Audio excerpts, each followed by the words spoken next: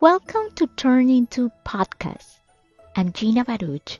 Join me in my journey and discover how women's stories are woven into our lives, reflecting the beautiful tapestry of human experience.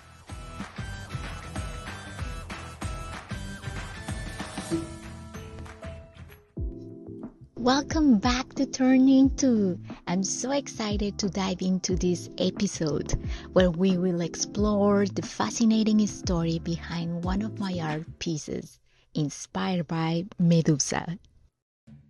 For those unfamiliar with this captivating figure from Greek mythology, Medusa is often described as a monstrous gorgon, capable of turning anyone who met her gaze into stone. She's typically depicted as a woman with snakes for hair. Her story, particularly her transformation, often involves a betrayal by Poseidon and a subsequent punishment by Athena. But here's a thought. Every woman has a Medusa inside of her. Yes, even if you're quick to deny it. First, let's demystify Medusa, because my version isn't about betrayal or punishment.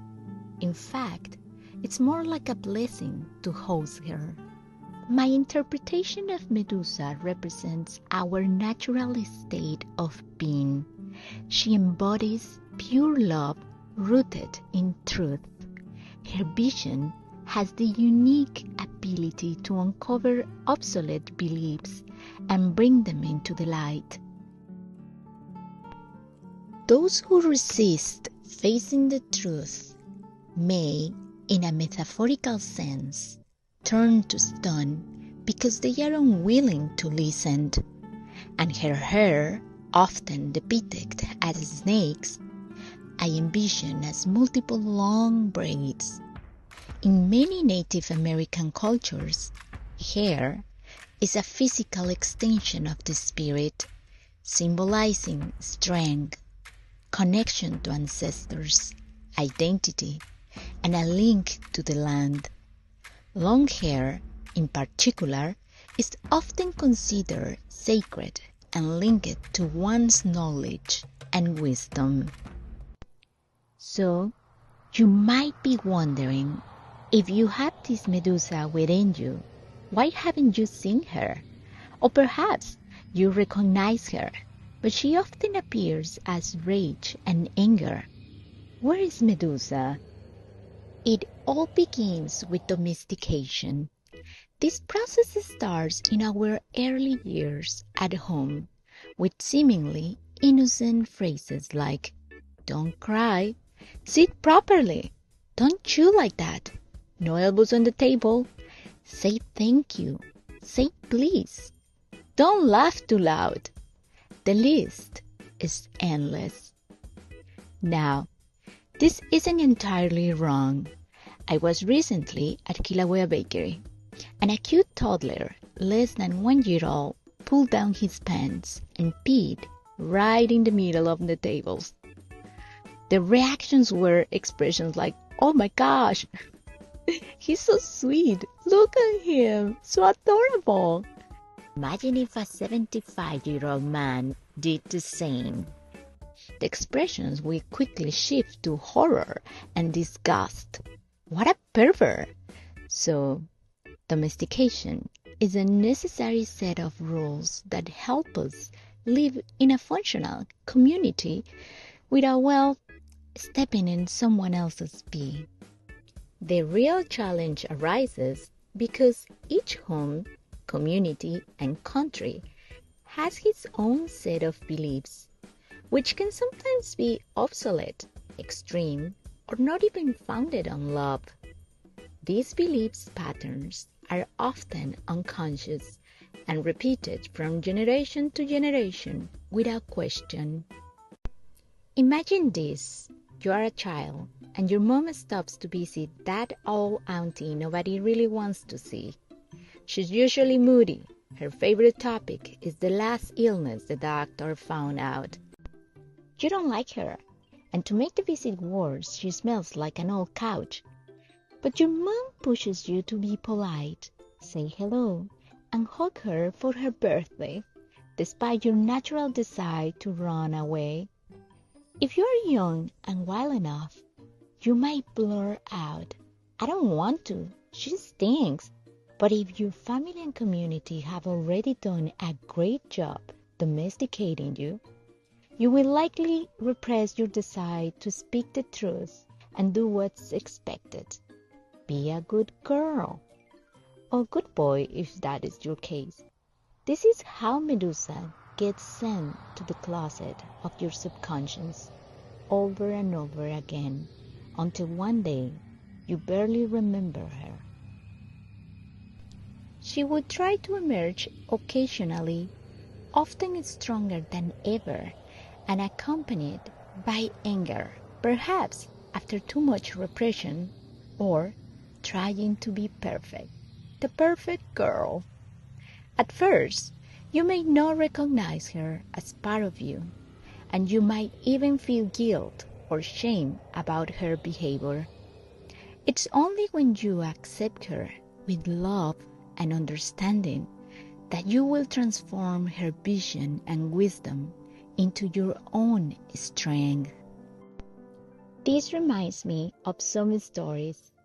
As I was wrapping up my final days in Mexico City, an exciting invitation arrived to join a startup focused on creating an online education platform in San Miguel de Allende, Guanajuato.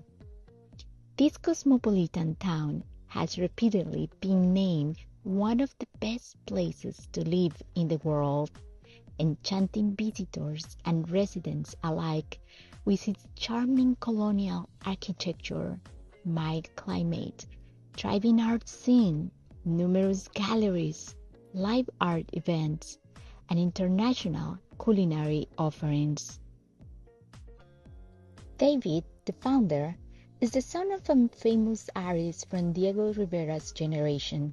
His family owns galleries, and his collectors include wealthy Asian businessmen and famous singers like Sting. While David didn't follow the artist path, he inherited his father's creative mindset. He had a master's degree from Harvard, a passion for luxury cars, and a high-level cuisine. It was the job of my dream. It had a purpose, an impact on education. The founder was smart and humble. We work in a flat organization or horizontal hierarchy, which means few or no levels of middle. We chose the projects we wanted to work on. We had flexible schedules, unlimited vacations, meals included in most of the restaurants, and enjoying the benefits of living in one of the most beautiful towns in the world. When we started the company, there were 4 of us: David, Mayara, a vibrant Brazilian woman, Hugo, an ex-army man turned into developer, and myself. We began in the back of David's mom's gallery.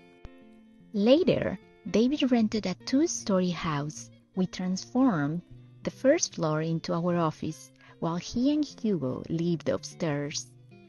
Our entire first year was dedicated to developing the product and navigating the complex world of compliance to get it launched. David loved going to the gym and consuming supplements daily. One day, he was complaining about not finding some supplements in Mexico. And Hugo suggested, "Since you love supplements, why don't you just import them from China and sell them?"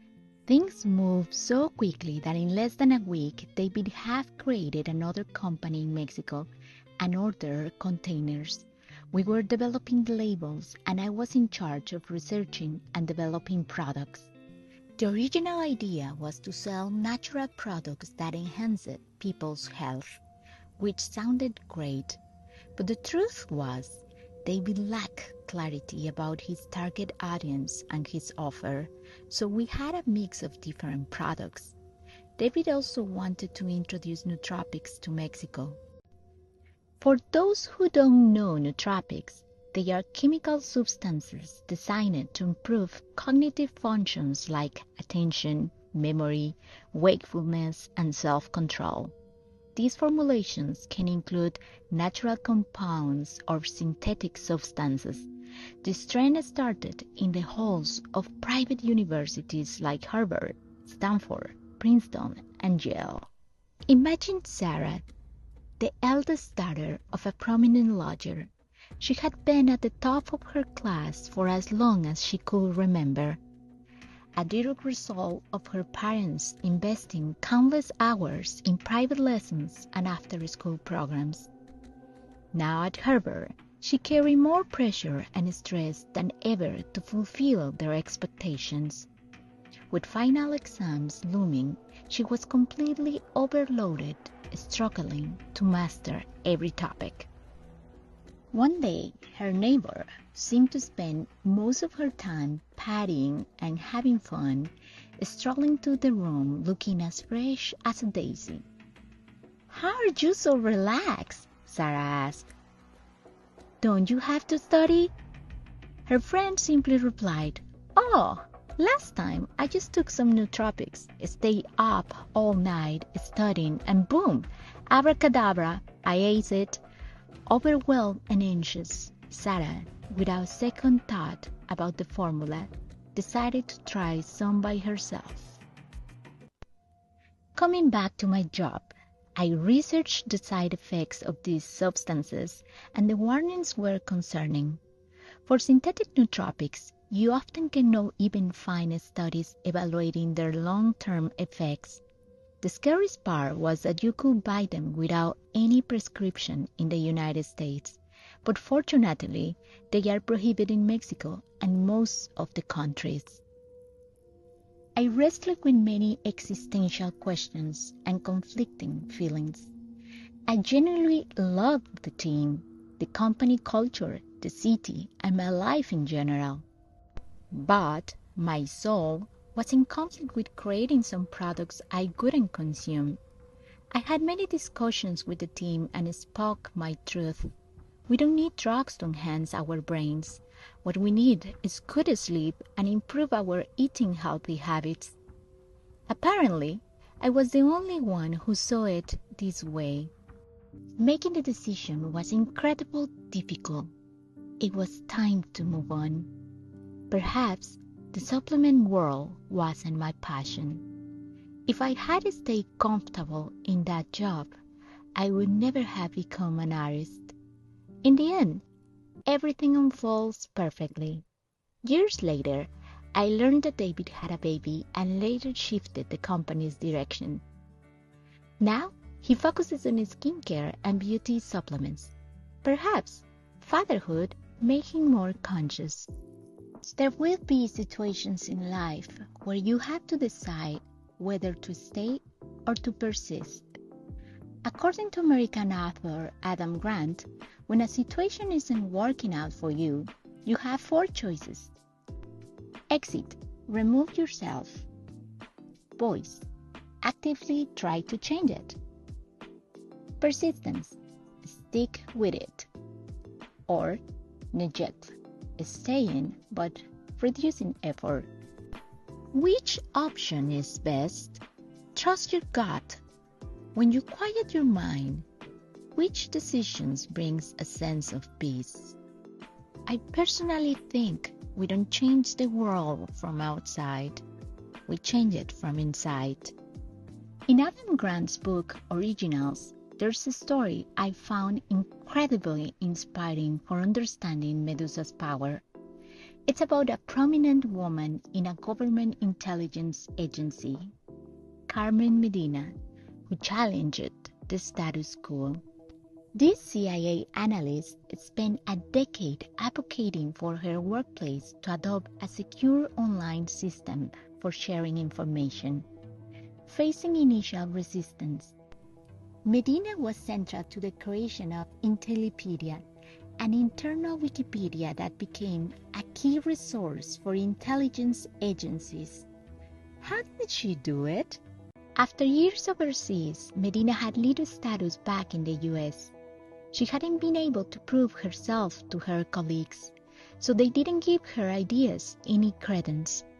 Medina was trying to exercise power, getting a new idea accepted, without having the status to back it up.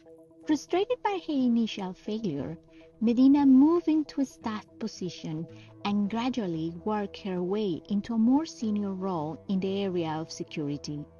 When she presented her idea again, she was able to do so from a position of respect she had earned by working within the system. She presented herself as being for something as part of her mission to protect security rather than just against the old ways of doing things. Just as Medina says, if you want to influence others, you first have to earn their respect. Write a book, train yourself, get better and better at what you are passionate about without expecting anything. Once we change the world. When Medusa's energy is in balance with both feminine and masculine energies, her leadership is warm, playful, and flexible, yet possesses the directness and sharpness of a sword. She doesn't need to tell you what to do. She simply provides direction, and her presence alone inspires movement. The opposite of this Medusa will be a rigid, serious, and constantly nagging leader who feels the need to dictate every step. Medusa changes her world when she questions her own beliefs and sees the truth. Her wisdom and courage empower you to step into that truth. So tell me, do you know your own Medusa? In our next episode, we will travel to the mountains of Oaxaca to uncover the story of a Mexican shaman from the 70s. Her wisdom and courage were so profound that she drew figures like John Lennon, Bob Dylan, Mick Jagger, and Aldous Huxley to her home. Thank you for listening. If you enjoyed this podcast and want to support the work I'm doing, please consider checking out my Patreon. You can find the link in the show notes. Your gratitude and support help me create more content you love. You can also follow me at Instagram at Gina Baruch Art. See you next week, and remember, you were born to shine.